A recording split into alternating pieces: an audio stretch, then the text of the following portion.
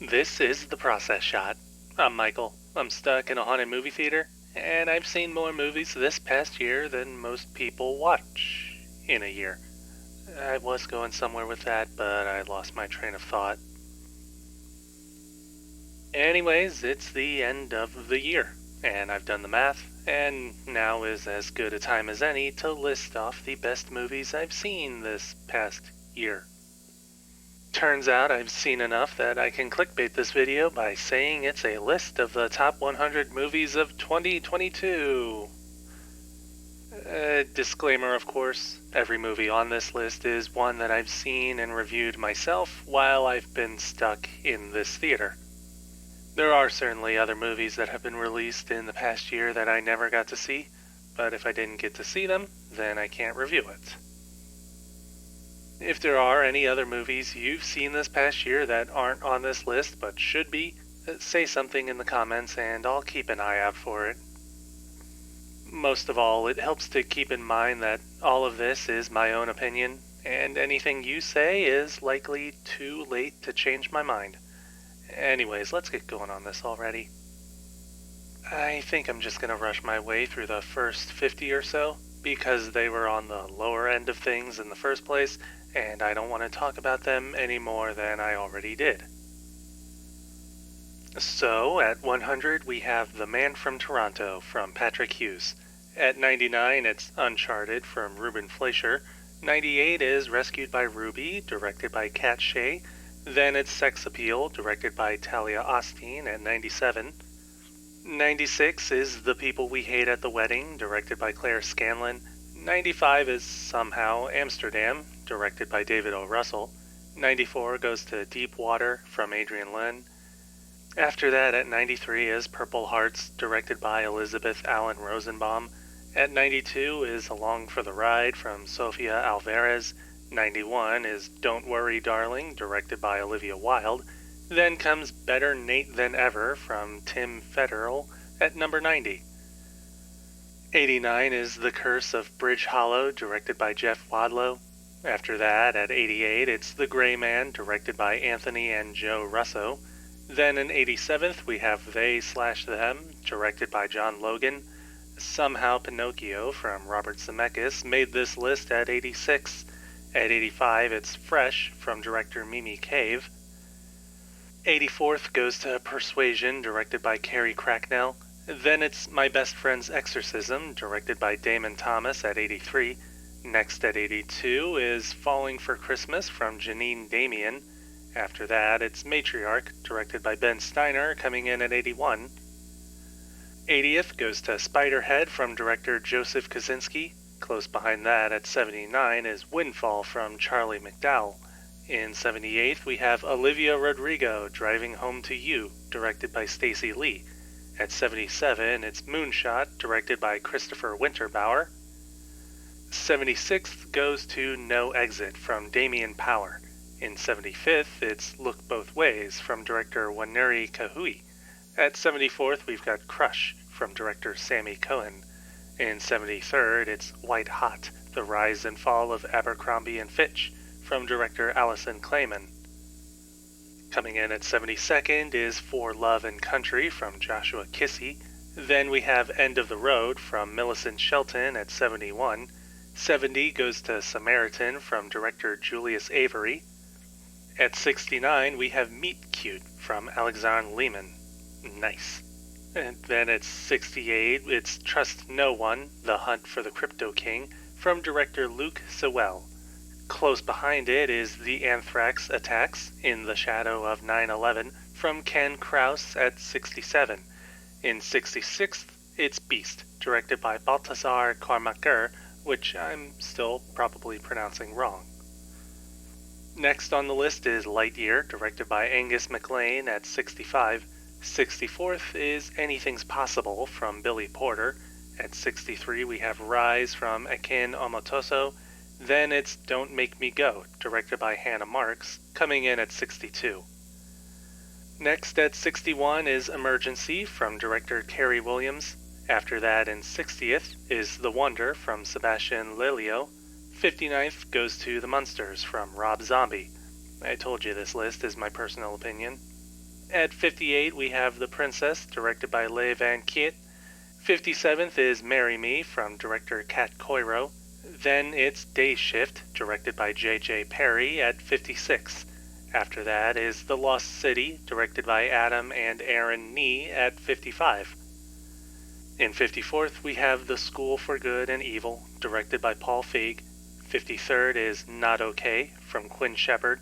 52nd goes to The Tinder Swindler, from Felicity Morris. And at 51, we have The Adam Project, from director Sean Levy. We're about halfway through now, so I may as well start adding whatever else I can say about these entries. To begin with, at 50, we have The Survivor, directed by Barry Levinson. It's a well-acted drama set during and after World War II, but it almost focuses too much on one aspect of the main character's life when there's shown to be more that could be explored. At 49, it's another World War II drama, John Madden's Operation Mincemeat. It also has good acting and a great sense of pacing and suspense, but in a bit of a reversal, it almost tries too hard to avoid accuracy in favor of a more personal character story. Then it's Rosalind from Karen Maine at 48. While it's more formulaic than it needs to be and sticks a bit too closely to modern story conventions and ideas than is really necessary, the twist on Romeo and Juliet is still light enough to hold interest. Next, at 47, we have The Valet from Richard Wong, another movie within this range of formula adherence, but it does its best to give its story a bit more substance than the premise calls for, successfully humanizing its otherwise traditional characters. 46th goes to I Want You Back from Jason Orley. It's also a film that sticks to a tried and true story structure, but it manages to make up for it with some fun character moments and chemistry that give us people worth watching. At 45, it's Chip 'n Dale Rescue Rangers, directed by Akiva Schaffer. It delivers a rather fun story that can lean into self-parody at some times and genre tropes at other times, but comes out relatively worthwhile in the end. Then it's Catherine Called Birdy from Lena Dunham at 44, another medieval adaptation that adds a bit more modernity than is really necessary. The additions here help give the story a newer, more relevant layer to its characters, which ultimately works in its favor. Coming in at 43 is See How They Run from director Tom George. This movie almost revels in its genre and story cliches, using them to tell a story that may not be completely unpredictable, but respects the audience enough to at least give up a good mystery. After that, it's Chris Williams' The Sea Beast at 42.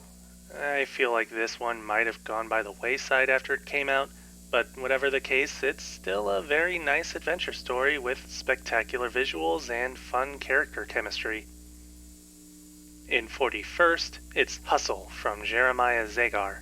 While this movie feels like it was reworked from an existing script, there's enough of a creative drive within it that shows a pretty clear desire to tell its story in as exciting and heartfelt a manner as possible. At 40, we have Blonde from Andrew Dominik. Even if it's more obtuse and sensational than expected or necessary, if not melodramatic or needlessly tragic, the saving grace comes in Ana de Armas and her absolutely stellar performance as Norma Jean. 39 goes to My Policeman from director Michael Grandage. The non-linear plotting can be a bit clumsy at times, but its character performances and the general writing of the story do come together well in the end. After that, at 38, is Return to Space from Elizabeth Chai Vasarhelyi and Jimmy Chin. Ignoring the sensational for the observational, this documentary sheds light on an interesting subject with a real sense of behind-the-scenes intimacy, even if it feels self-congratulatory at times. Then we have Love and Leashes from Park Hyun-jin at 37. This movie truly subverts the conventions of a romantic comedy, even if it does drag on in some subplots more than necessary. though this is saved somewhat by its characters and writing. At 36, it's Tony Hawk, Until the Wheels Fall Off, directed by Sam Jones. It covers a fine spread of the life of its title subject, balancing past and present, and not entirely afraid to touch upon the lows of Tony's life, though it certainly doesn't want to dwell on it. 35 goes to Lucy and Desi from Amy Poehler. With its almost completely archival approach to the lives of one of television's most famous couples, we're put well within their world as they saw it, though their more tragic life events are given less attention and time. After that, it's Sneakerella, another movie from Elizabeth Allen Rosenbaum, here at 34. At its core, it's a modernized remake of Cinderella that lays more into its spectacle and soundtrack more than any other substance, but the end result is still rather fun, almost enough to shrug off the other flaws. Coming in at 33 is Vengeance from B.J. Novak. It's a rather interesting cross between a Western neo-noir murder mystery and a comedy drama playing with and subverting Texas stereotypes, with a fine dash of personal character growth thrown in as well. 32 goes to Do Revenge from Jennifer Kaytin Robinson. The teenage revenge comedy aspects might not be executed completely perfectly, but this film's excellent leading performances and its vibrant color palettes make up for any other flaws in its script. At 31, it's Kimmy from Steven Soderbergh. This is a very compelling low-budget thriller that makes the most of its limited locations, portraying them in truly cinematic fashion, with a tightly woven story with multiple points that come together in a true surprise. Next, at 30, it's Wendell and Wilde, directed by Henry Selick. While it may have some weaknesses in its story structure and character development, the story itself is very fun, handling its topics well, not to mention that the stop-motion animation is truly a sight to behold. At 29, it's The House, the fantasy horror anthology from directors Paloma Baeza, Nikki Lindroth von Baer, Emma Dissuave, and Mark James Rolls. Although the tone of the 3 chapters varies a bit too much for my taste, the animation and art design not only keeps them consistent, but serves to heighten the truly surreal elements found within. 28 goes to Bigbug from Jean-Pierre Jeunet. Not only is it a pretty good ensemble work that balances its characters' strengths and weaknesses, it's also a pretty refreshing take on a cyberpunk dystopia outside of the usual city trappings. Then it's Stutz, directed by Jonah Hill, coming in at number 27. Less a biography and more a personal document, it gives the director the opportunity to both pay tribute to an influence on his life and open up to others about his own mental health issues. After that, at 26, it's Downfall, The Case Against Boeing, directed by Rory Kennedy. Its straightforward presentation may not be too entertaining or spectacular, but it does offer a great respect for its subject matter. Appropriately enough, the 25th film on the list is Flight Risk from Omar Mullick and Karim Amer. Another documentary on the same subject, it keeps its sights on ground level to maintain a direct human perspective of events, and most importantly, the voices of victims. Then we've got Sabah Folian's Look at Me, XXX Tentacion at 24. It's easily one of the best biographies of the year, with an encompassing look at a troubled artist, the highs and lows of his life, and his shifting from wanting pure recognition to an honest moral redemption. At 23, it's Adama Ebo's Honk for Jesus, Save Your Soul. Shaking up this range of films as a mockumentary, it also works as a satire of organized religion, its leaders and their hypocrisy, and the power struggles not only between a woman and her husband, but her community as well. Next is We Met in Virtual Reality, directed by Joe Hunting, at 22. It may not be the best documentary of the year, but it's certainly one of the most original. taking uncharted digital territories and normalizing it, and the people who have made it a place they consider home. Coming in at 21 is Brian and Charles from Jim Archer. This is kind of like a supersized kids movie, with its treatment of its story and characters as part of a simpler world of magical realism, never at all needing to deprecate itself for existing. Then it's Apollo 10.5, A Space-Age Childhood, from Richard Linklater at number 20. The movie is more about childhood than space, but the rotoscope animation and overall passion in its narration are key to bringing you into this perspective of the past. At 19, it's Elvis, directed by Baz Luhrmann. While it falls back on the sorts of tropes and formula conventions of most music biopics in existence, the story is still made interesting and compelling, both in its choice of perspective and its leading star, Austin Butler. After that, it's David Leitch's Bullet Train at 18. This movie is packed to the brim with action and speed, masking its relatively muddled and somewhat rushed story with a pure adrenaline flow that asks for nothing but your complete attention. In 17th, we have Descendant from Margaret Brown. It not only sheds light on a rather obscure event in American history which still reverberates to this day, it also shows how those affected choose to remember, retell, and honor their personal pasts. Then at 16, it's Turning Red from Domi Shi. While it does have its share of faults, mostly in its writing and plot formula, there's an ongoing youthful innocence and energy that keeps up the momentum while also potentially resonating with audiences young and old. In 15th, it's On the Count of Three from Gerard Carmichael. This movie has a pretty good balance between its comedy and drama, leaning into the latter more as it further incorporates a steady amount of thematic substance and character development. After that, at 14, is Fire of Love from Saradosa. The archival footage is used to great effect, both in its story of a love between two people and their shared love of a natural force greater than them, and in its existential remarks of their lives, studies, and practices. At 13, it's The Bad Guys from Pierre Perifal. It's a very fun movie that makes the most of its animation to pull off a unique visual style, even if some of the voice acting is lacking and the story itself has some predictable elements. Then it's Mrs. Harris Goes to Paris, directed by Anthony Fabian, coming in at 12.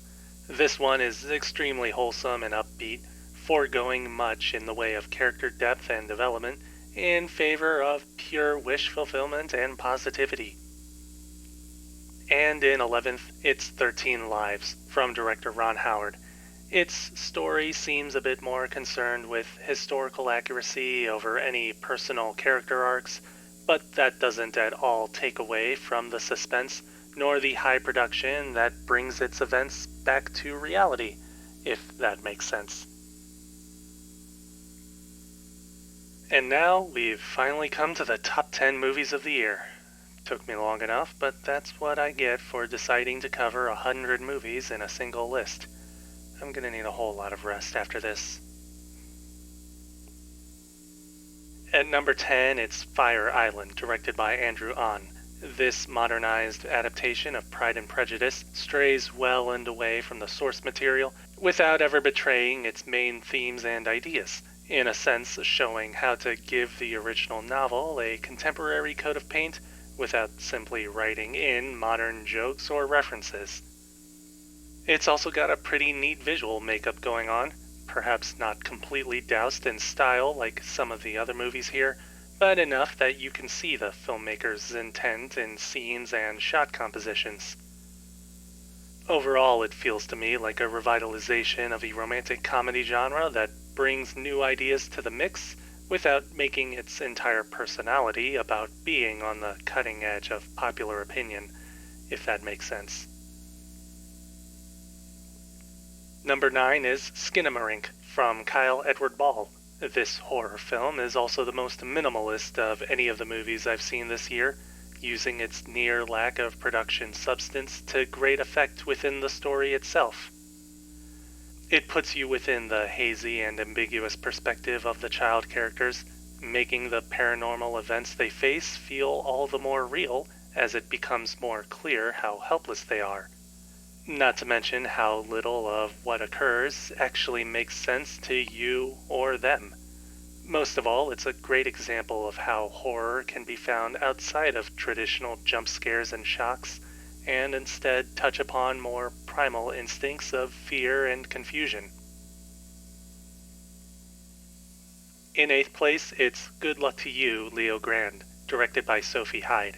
This movie is also minimalist, though here it's in service to the story rather than the atmosphere.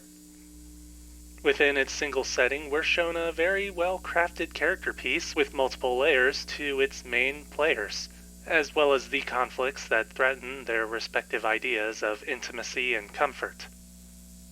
The film is also a means for the lead actors to show their skills, but that only adds to its greater appeal and believability, with its somewhat absurdist concept and otherwise standardized or commonplace archetypes being given a real layer of humanity and realism.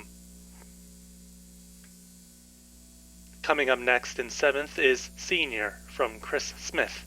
This film is my personal favorite documentary of the year, not simply because of the primary subject figure and his extended family, but the way that the energy of Downey Sr.'s creative process and drive are present throughout the whole film.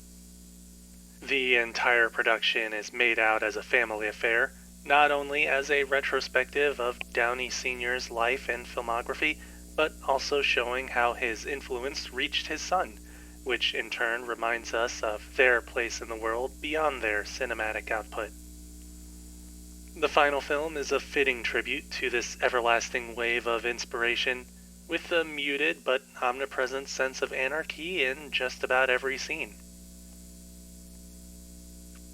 In 6th, it's Barbarian, from director Zach Cregger. I hesitate to say that this is one of the best horror films of the year, only because it's a near-perfect blend and balance between horror and comedy, offering up a somewhat satirical take on horror tropes and archetypes while still being able to deliver genuine moments of fright. The overall writing is well handled, remaining within its more serious attitude, even during some goofier moments in the story, and never breaking from this tone to make light of its absurdities. Much like Skinamarink, this film is another great example of the horror genre being able to exist beyond standard genre tropes and conventions. After that, in 5th, it's The Batman, directed by Matt Reeves. While I imagine that most would look down on superhero movies in general, this one focuses less on action and stunt work and more on character and mystery, with Batman seen as less of a fighter and more of a detective. That's not to say there isn't action, of course, but it's made clear that this story is meant to be a study of the lengths that he and others are willing to push themselves for their own causes, regardless of morality or personal codes. Overall, it's a film that not only presents an interesting approach to the genre, but also captures the essence of its characters through its radically different approach to their universe, as if looking at them through fresh eyes. Then we have Guillermo del Toro's Pinocchio, directed by Del Toro and Mark Gustafson, up here in 4th place. In a year that somehow gave us 2 Pinocchio movies, this film is not only far better, but much more appealing on the eyes, thanks to its unique art design and its stop-motion animation. Besides this, the movie also adapts the original fairy tale in its own way, with a thematic substance that looks at immortality, death, war, and other topics that aren't generally expected in a story like this. It's a choice that not only harkens to how hardcore fairy tales used to be, I would assume, but it's also wholly fitting for the character and his story. And it gives this film more depth and a longer-lasting appeal. At third, it's The Banshees of Inisherin, directed by Martin McDonagh. The quieter, rather dry nature of this movie's comedic premise and the stubbornness of its two main characters gives way to a darker, more serious story that pushes the feuding figures to their limits, becoming an allegory of sorts for the futility and self-destruction found in civil war. It comes with gorgeous cinematography, a steady amount of tension and suspense, and some of the best character performances of the year, all of which comes together through a script that balances the film's story with a number of themes and ideas. It may not have been a personal favorite, but with its unique direction and overall outcome, it's well and away among the best movies of the year. After that, we have Nope, directed by Jordan Peele, coming in second, being one part science fiction horror of an alien invasion and one part cautionary tale about animal welfare. This movie doesn't pull any of its punches when getting into its thematic substance and various allegories. Instead, its approach to these underlying topics beneath the alien story give it a more immediate sense of being, pulling you into its world with little trouble and making it feel all the more real. Helped along by characters who are developed well enough that you want to see their personal arcs eventually fulfilled. Coupled with some amazing special effects and stunt work that more completely cement its greater ideas alongside the sci-fi horror elements, it's far from a stretch to say that this film is anything but expertly crafted and well-directed. Finally, my number one movie of the year. It's Everything, Everywhere, All at Once, from directors Daniel Kwan and Daniel Scheinert. It's a movie that, almost appropriately, seems to have everything going on within it, from multiverse-spanning sci-fi action to ongoing romance and drama, but it also makes sure to hone in on the smaller story of a family going through personal struggles and trying to cope with the stress. It's excellently written, with a fine balance between its greater story of the fight for the multiverse and the various character arcs, with the main players all receiving not only their fair share of development, but excellent performances that allow for a full range of skills to be put on display. The visual storytelling elements are also unique, pushing the idea of infinite possibilities as far as possible, and using light and sound as a means of emphasizing and accentuating actions and events. Overall, it's a movie that effectively pushes for a maximum amount of energy and emotion whenever possible, and if it can reach that, then it goes further. That doesn't stop it from reaching back in and working with the heart of its story and the family binding all of this together.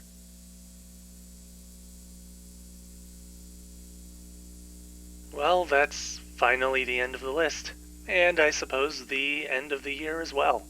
If you like this list more than the year itself, leave a like. If you have anything to add, leave a comment.